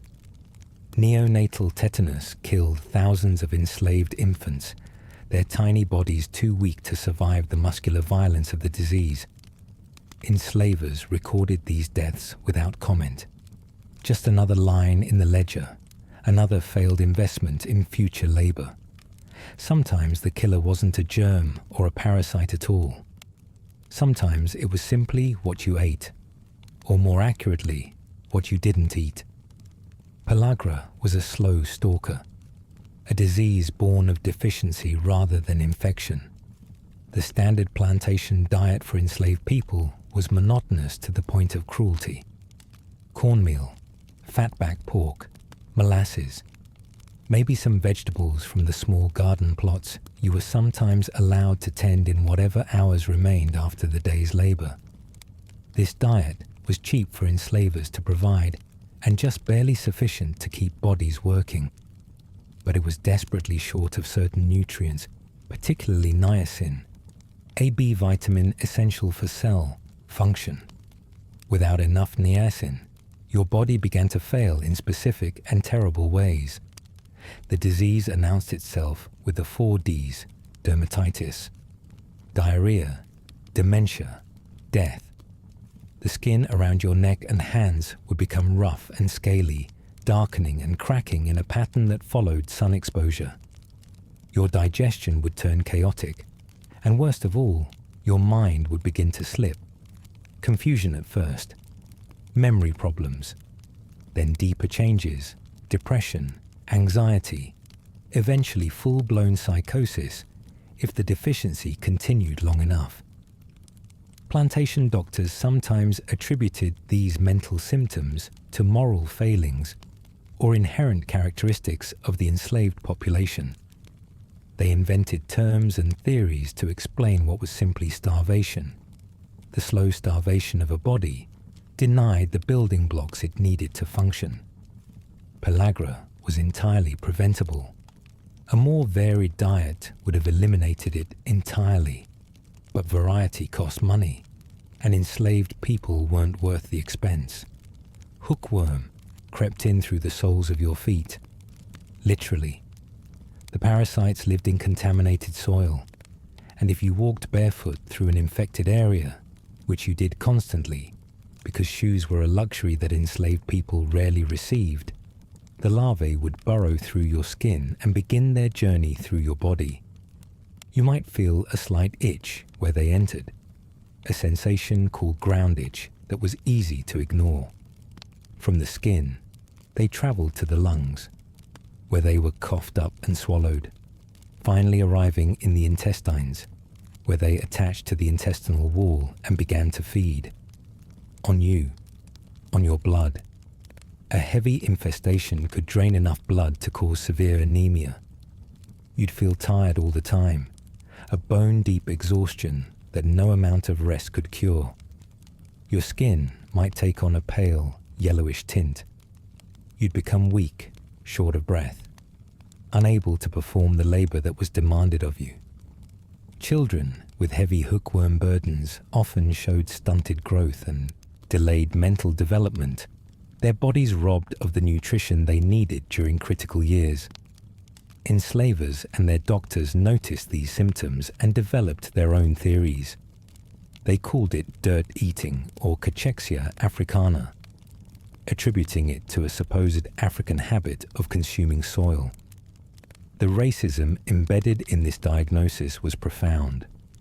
Rather than recognize a parasitic infection caused by the conditions of enslavement, they blamed the victims and their culture. Pneumonia loved the quarters in winter. The same cabins that trapped disease in summer became cold, damp traps when the temperature dropped. Gaps in the walls that provided ventilation in August became channels for freezing air in January. The single fireplace, if there was one, couldn't heat the space adequately, and the enslaved people crowded inside would sleep in piles for warmth, breathing on each other, sharing whatever pathogens were circulating. A cough that started as a simple cold could progress to pneumonia in days, especially in bodies already weakened by malnutrition and overwork. The bacteria or viruses would settle deep in the lungs, filling the air sacs with fluid until breathing became a struggle. You'd hear it in the quarters at night, the wet, rattling coughs, the labored breathing of people fighting for air. Fever would spike. Chest pain would make it agony to draw breath. The sound of someone drowning in their own lungs was unmistakable once you'd heard it. A bubbling, gurgling noise that haunted your sleep.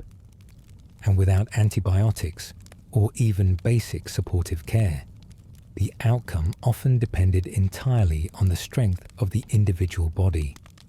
Some survived, coughing their way back to health over weeks of suffering. Others didn't. Pneumonia was particularly deadly for the very young and the very old, the bodies at either end of the working age spectrum that enslavers valued least. Here's what's hardest to convey about disease in slavery. It wasn't just that people got sick. It was that sickness became another form of control, another way that the system of bondage worked itself into every aspect of life. Being sick meant being vulnerable. It meant being unable to meet the demands of labor and therefore subject to punishment. It meant being seen as defective, as damaged goods, as less valuable. Enslaved people who fell ill faced impossible choices. Work through the sickness and risk making it worse. Report the illness and risk being accused of malingering, of faking, of trying to avoid work. The overseer's whip didn't pause for fever. The cotton didn't stop needing to be picked because your body was fighting off malaria. The cruel mathematics of the plantation meant that your suffering was always weighed against your productivity, and productivity usually won. Some enslaved people developed their own medical traditions, drawing on African healing practices brought across the Atlantic and adapted to the plants and conditions of America. Root doctors and conjures, women held knowledge that was sometimes more effective and certainly more compassionate than what the plantation physician offered. These healers treated illness within a framework that recognized the humanity of their patients, that understood sickness as more than just a mechanical failure to be fixed or a financial loss to be calculated. But even these healers couldn't overcome the fundamental conditions that bred disease. The children suffered most. Their small bodies had less reserve, less ability to fight off infection, less margin for error. Infant mortality on plantations was staggering by modern standards, sometimes reaching rates where half or more of babies born didn't survive their first year. Enslaved mothers buried child after child, their grief compounded by the knowledge that even a surviving child would be born into bondage, would face the same diseases, the same conditions, the same impossible odds. Measles swept through the quarters and took the youngest first, their fevers spiking so high that some went into convulsions before they died. Scarlet fever left its mark in peeling skin and weakened hearts. Common childhood illnesses that modern medicine renders inconvenient became death sentences in bodies that lacked the nutrition and care to fight them off. Enslavers sometimes blamed this high mortality on the supposed neglect of enslaved mothers, on African infant care practices they didn't understand and therefore dismissed as primitive. The truth was that the conditions of slavery itself killed babies. Pregnant women were often worked until days before delivery and returned to the field soon after. They had no time to nurse properly, to recover, to care for their newborns the way healthy infants needed to be cared for. This wasn't natural mortality. It was manufactured mortality. Death rates created by a system designed to extract maximum labor at minimum cost. You think about all this as you stand in the pre-dawn darkness, waiting for the horn that signals the start of another day's work. That ache behind your eyes hasn't gone away. If anything, it's worse. There's a new pain in your joints now, a stiffness that feels deeper than just sleeping on a hard pallet. You know what this might be. You've seen it before, watched it work through others in the quarters. Maybe it's just a cold. Maybe it's the start of something worse. Either way, you'll work today. You'll work until you physically cannot, and maybe even after that, because the alternative is worse. You'll watch for the signs in your body, the progression of symptoms that might tell you what particular devil has chosen you. And you'll hope, against all evidence and experience, that this time you'll be lucky, that this time your body will fight off whatever is trying to take hold, that you'll be one of the ones who survives. The horn sounds, the day begins, and underneath the familiar rhythms of labor and exhaustion, the diseases are always there invisible, passengers in the blood and lungs and guts of people whose bodies were never their own. malaria waiting in the swamps, cholera in the water, tuberculosis in the crowded air of the cabins, yellow fever breeding in the mosquitoes, dysentery in the contaminated food, smallpox spreading with every breath, pellagra lurking in the inadequate rations, hookworm in the soil beneath bare feet, pneumonia in the cold, damp winter quarters, tetanus waiting on every rusty nail and dirty blade, whooping cough stealing the breath from children too small to fight it. Each one a killer. Each one a direct result of the conditions imposed by slavery. Each one evidence of a system that worked people to death and called it natural, that created the conditions for epidemic disease and then blamed the victims for their own suffering. But here's what the disease records don't show: the resistance, the survival, the ways that enslaved people cared for each other when no one else would, developed their own medical knowledge, found moments of healing and hope in conditions designed to break them. The grandmother who knew which herbs eased fever and which roots could settle a troubled stomach. The mother who stayed awake through the night with a sick child, bathing the small forehead with cool water, singing soft songs to ease the fear. The community that pooled its meager resources to help the weakest members survive, sharing food with the sick, taking on extra work so the ill could rest. Disease was a constant threat, but it wasn't the whole story. The whole story includes the stubborn insistence on living, on caring, on finding ways to make survival possible even in a system that treated human beings as property to be used up and discarded. Tonight, as you lie in your own bed, in conditions that would seem miraculous to anyone who lived through what we've discussed, take a moment to think about the people who didn't have the luxury of worrying about health insurance or annual checkups, the people for whom every sickness was a crisis, every fever a potential death sentence, every day of survival a small victory against impossible odds. They didn't have antibiotics or vaccines or clean water or adequate nutrition. They had each other. They had knowledge passed down through generations. They had the determination to live despite everything designed to kill them. And somehow, enough of them survived to have children, who survived to have children, who survived to have children, in an unbroken chain of resilience that eventually leads to the present day. That survival isn't just history, it's heritage, a testament to human endurance in the face of manufactured suffering. So rest well tonight, breathe easy, and carry with you the knowledge of what it took for so many to simply make it through another day.